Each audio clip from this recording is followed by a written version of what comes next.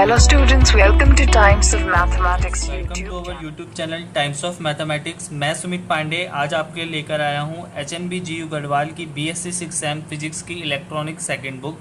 इससे पहले हम 2 लेक्चर कवर कर चुके हैं, आज हमारा लेक्चर 3 है। इससे पहले के वीडियोस जाकर आप देख सकते हैं, उसका लिंक नीचे डिस्क्रिप्शन में भी डाल दिया है और ऊपर आई बटन में भी आ रहा होगा। तो चलिए टाइम को बिना वेस्ट करें हम आज के क्वेश्चंस की ओर बढ़ते हैं। तो आज का हमारा सबसे पहला क्वेश्चन है question number 21। We can use dash configuration as output stage. तो देखिए इस क्वेश्चन में ये हमसे पूछना चाह रहा है, अगर हम ट्रांजिस्टर में आउटपुट साइड में कौन सी कॉन्फ़िगरेशन यूज़ करते हैं, आउटपुट अगर हमें लेना हो ट्रांजिस्टर का तो हम कौन सी कॉन्फ़िगरेशन यूज़ करते हैं। तो चलिए इसको हम समझते हैं। तो ये देखिए, हम आपको अच्छी तरीके से समझाने के लिए मैंने एक फिगर तैयार करा है यहाँ पे। तो जैसे हमारे पास जो ट्रांजिस्टर होता है, ट्रांजिस्टर के हम 3 मोड में काम करते हैं, कॉमन बेस, कॉमन कलेक्टर और कॉमन एमिटर। ठीक है, common base, common emitter and common collector. जो कॉमन बेस होता है इसका काम होता है एज अ प्री एम्पलीफायर की तरह यूज़ होता है, मतलब जो एम्पलीफायर से पहले लगाया जाता है। कॉमन एमिटर का काम होता है एज ए एम्पलीफायर, मतलब सिग्नल को क्या करना है, एम्पलीफाई करके ये आउटपुट में देगा। और जो कॉमन कलेक्टर का काम होता है वो होता है इम्पीडेंस मैचिंग। जब इम्पीडेंस मैचिंग होती है तभी सिग्नल क्या होता है, प्रॉपर ट्रांसफ़र होता है और उसमें कोई डेटा लॉस नहीं होता। तो इसलिए कॉमन बेस का यूज़ हम करते हैं इनपुट पोर्ट में और कॉमन कलेक्टर का हम यूज़ करते हैं आउटपुट पोर्ट में। और इसी तरह क्वेश्चन में क्या पूछा गया है, we can use dash configuration at output stage, और आउटपुट में क्या यूज़ करते हैं हम, कॉमन कलेक्टर। तो इसका ऑप्शन क्या हो जाएगा, ऑप्शन नंबर सी इसका करेक्ट आंसर होगा, कॉमन कलेक्टर। ओके, चलिए नेक्स्ट क्वेश्चन की तरफ बढ़ते हैं। क्वेश्चन नंबर 22 है, the transistor is operated as a close switch in dash region. ठीक है, कौन से रीजन में हमारा ट्रांजिस्टर एक क्लोज स्विच की तरह काम करता है। ठीक है, ये मैं पहले भी समझा चुका हूँ पहले के लेक्चर में, कोई बात नहीं, अगर आप ये लेक्चर पहली बार देख रहे हैं इसको और अच्छे से समझ लेते हैं। तो देखिए हमारे पास ट्रांजिस्टर जो होता है वो 3 मोड में काम करता है। एक होता है हमारे पास सैचुरेशन, दूसरा होता है कट ऑफ और थर्ड वन होता है हमारे पास एक्टिव रीजन। ठीक है, अब देखिए सैचुरेशन रीजन में होता है ये क्लोज सर्किट की तरह काम करता है, कट ऑफ में ये ओपन सर्किट की तरह काम करता है और एक्टिव रीजन में ये एम्पलीफायर की तरह काम करता है। मतलब अगर ऐसा भी पूछ लिया जाए ट्रांजिस्टर स्विच की तरह किन मोड में काम करता है, तो हम बोल देंगे स्विच की तरह वो सैचुरेशन और कट ऑफ मोड में काम करता है। But according to this question, इस क्वेश्चन में हमसे पूछा गया है कि ट्रांजिस्टर क्लोज स्विच में किस रीजन में काम करता है। तो क्लोज स्विच में किस रीजन में काम करता है, सैचुरेशन रीजन में। तो हम इसका आंसर दे देंगे ऑप्शन ए, सैचुरेशन रीजन। ठीक है, चलिए अब नेक्स्ट क्वेश्चन में बढ़ते हैं। Question number 23, alpha of transistor is 0.9, calculate beta. देखिए अल्फा की वैल्यू दी गई है और बीटा पूछा गया है, तो इसको भी हम जान लेते हैं। ये देखिए, अब अल्फ़ा की वैल्यू दी है हमें 0.9 और हमें बीटा निकालना है। ठीक है, हमें निकालना है यहाँ पे बीटा। तो हमें फॉर्मूला याद होना चाहिए, अल्फ़ा का फॉर्मूला होता है, क्या होता है, अल्फ़ा का होता है बीटा 1 प्लस बीटा, और बीटा का फॉर्मूला क्या होता है, अल्फ़ा 1 माइनस अल्फ़ा। ठीक है ना, अब हमें यहाँ पर बीटा पूछा गया है तो हम ये वाला फॉर्मूला लगाएंगे। तो यहाँ पर हमने फॉर्मूला लगा बीटा, अल्फ़ा की जगह हमने अल्फ़ा की वैल्यू रखी 0.1, 1 माइनस अल्फ़ा 1 माइनस 0.9। ठीक है, ये स्टेप समझ में आ गया होगा आपको। अब इसको जब हम सॉल्व करेंगे तो हमारे पास क्या आएगी, बीटा की वैल्यू आ जाएगी हमारे पास 9। तो अब हम ऑप्शन में चलते हैं, कौन से ऑप्शन में हमें बीटा की वैल्यू 9 दी है। तो देखिए सी ऑप्शन में बीटा की वैल्यू 9 दी है। बहुत ईजी क्वेश्चन है, बेसिक पता होगा तो आप सॉल्व कर लेंगे। ठीक है, इससे पहले आप इन क्वेश्चंस के आंसर का स्क्रीनशॉट ले सकते हैं। अगर आपको बाद में दोबारा क्वेश्चन सॉल्व करना हो, कोई दिक्कत हो तो आप इसका स्क्रीनशॉट ले लीजिए। ठीक है, तो चलिए अब हम पढ़ते हैं नेक्स्ट क्वेश्चन की तरफ, क्वेश्चन नंबर 24। ठीक है, क्वेश्चन नंबर 24 आ गया है हमारे सामने। इसमें क्या पूछा गया है, typical the value of beta DC. Beta DC की वैल्यू पूछी गई है कि मेनली जो हम बीटा की वैल्यू होती है वो क्या होती है। तो एक ऑप्शन ए है 50 to 100, ऑप्शन बी है 500 to 1000 और ऑप्शन सी है मोर देन 1000। तो देखिए ये बेसिक क्वेश्चन है, आपको पता होना चाहिए। इसकी जो वैल्यू होती है बीटा की वो 50 से लेके 100 के बीच में होती है।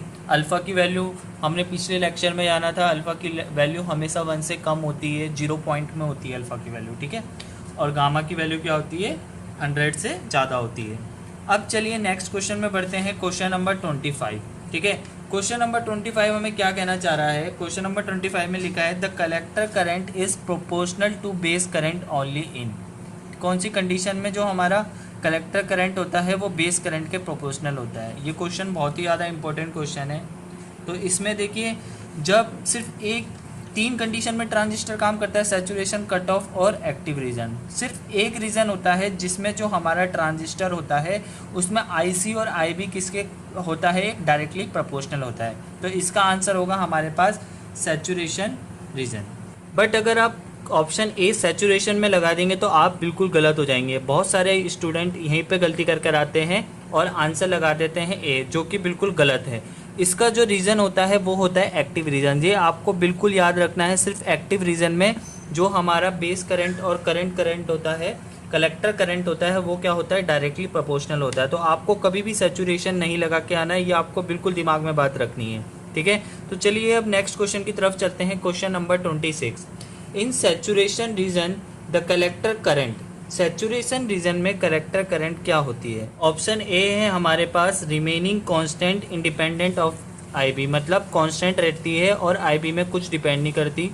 सेकंड ऑप्शन है इज प्रोपोर्शनल टू IB, मतलब जब IB बढ़ेगा तो हमारी कलेक्टर करंट भी बढ़ेगी। और थर्ड है इज प्रोपोर्शनल टू IE, मतलब जब एमिटर करंट बढ़ेगा तो तभी हमारी सैचुरेशन रीजन में कलेक्टर करंट भी बढ़ेगी। तो ये इसका सिंपल है, इसका आंसर हो जाएगा ए। वो क्या रहती है, रिमेन कांस्टेंट रहती है और इंडिपेंडेंट ऑफ IB, ठीक है। अब नेक्स्ट क्वेश्चन में चलते हैं, क्वेश्चन नंबर 27। क्या दिया गया है, the relation between alpha and beta is, alpha और बीटा के बीच में रिलेशन पूछा गया है। तो देखिए, अल्फ़ा और बीटा हम निकालते हैं, अल्फ़ा निकालते हैं हम क्या के लिए, कॉमन बेस के लिए, और बीटा का यूज़ करते हैं हम कॉमन एमिटर के लिए। तो इसके लिए आपके बेसिक पढ़ना समझना पड़ेगा। ये देखिए, जो अल्फ़ा की वैल्यू होती है कॉमन बेस के लिए हम अल्फ़ा यूज़ करते हैं, उसकी वैल्यू होती है बीटा 1 + बीटा, ठीक है। जो अगर हम कॉमन एमिटर की बात करें तो इसमें हम निकालते हैं बीटा, और इसमें यूज़ किया जाता है formula alpha divided by 1 - alpha, ठीक है। और कॉमन कलेक्टर की बात की जाए तो कॉमन कलेक्टर में हम यूज़ करते हैं गामा, और जिसकी वैल्यू होती है 1 + बीटा। और बीटा की वैल्यू अगर हम सॉल्व करके लिखें तो गामा की वैल्यू हम ये भी लिखते हैं 1/1 - अल्फ़ा। और यहाँ पर हम भी क्वेश्चन में पूछा गया है बीटा की वैल्यू, इन दोनों के बीच में क्या पूछा गया है, रिलेशन पूछा गया है।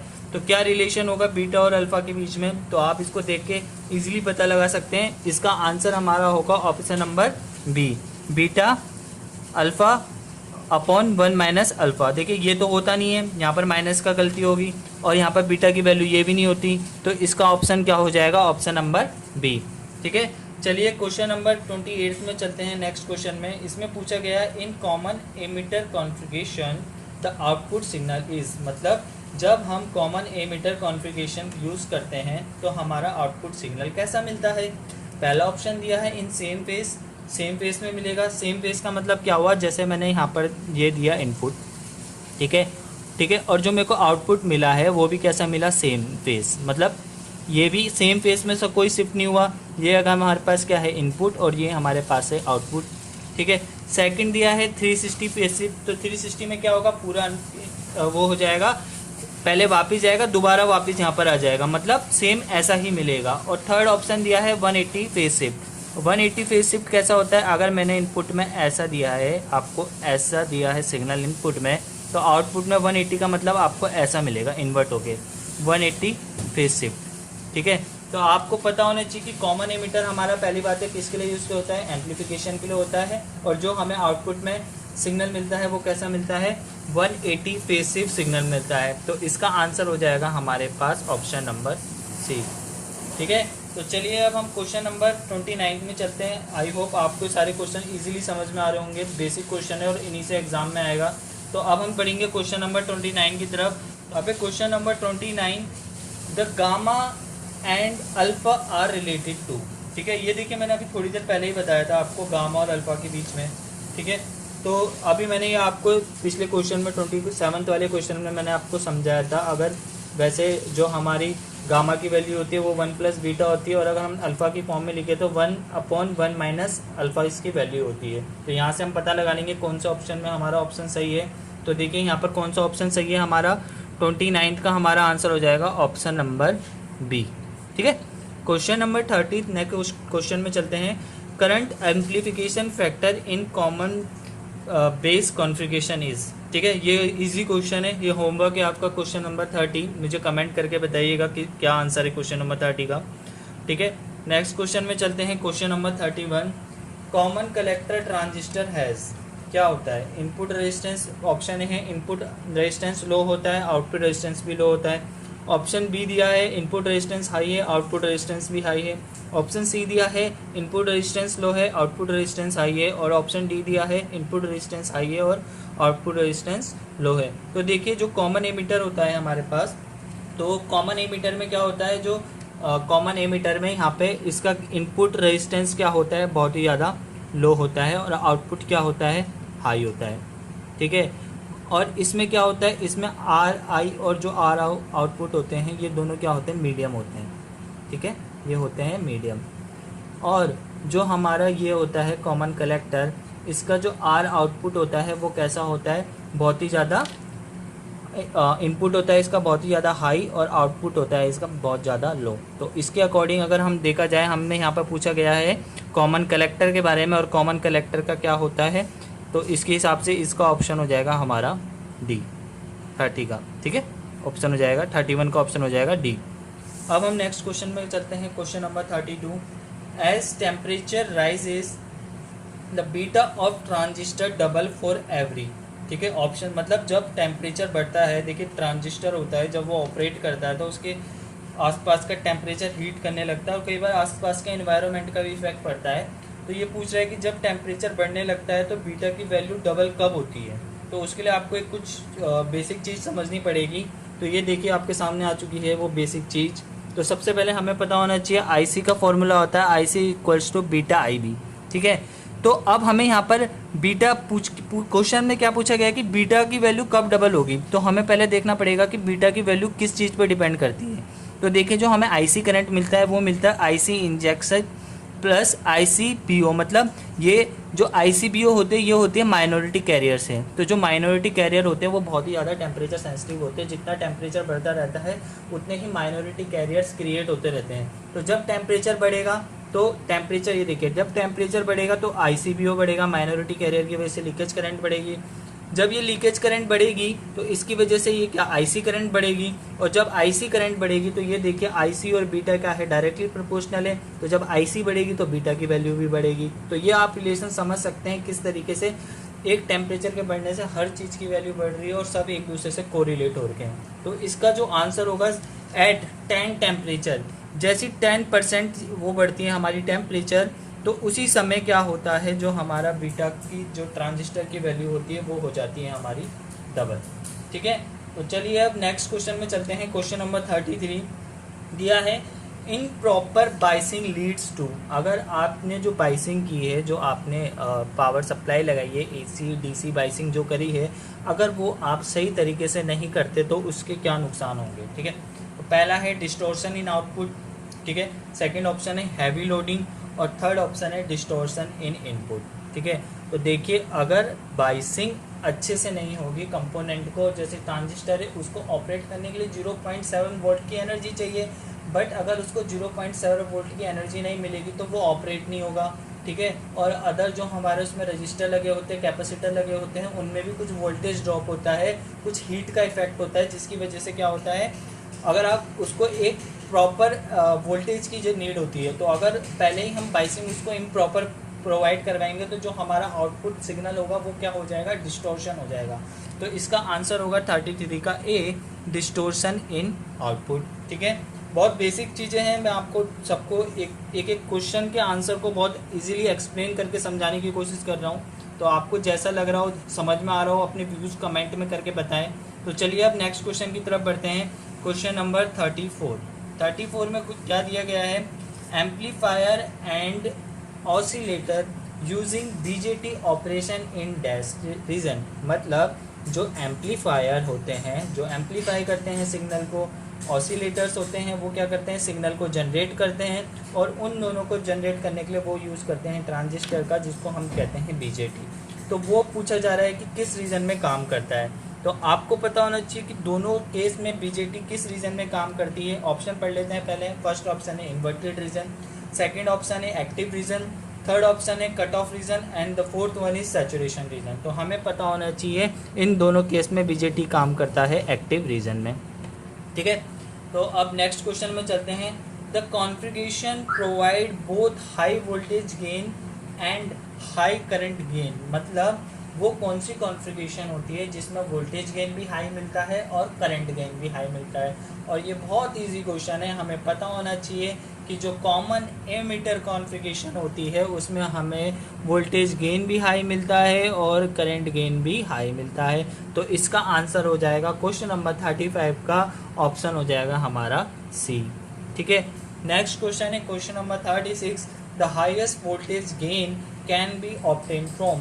देखिए हाई और हाईएस्ट में आप फ़र्क समझिए। हाईएस्ट माने इससे ज़्यादा किसी में नहीं मिलता होगा, और इस क्वेश्चन में सिर्फ वोल्टेज गेन पूछा है, ना करंट गेन पूछा है, ना हमें क्या पूछा है, ओवरऑल गेन पूछा है, सिर्फ वोल्टेज गेन पूछा है। तो ये आपका होमवर्क है।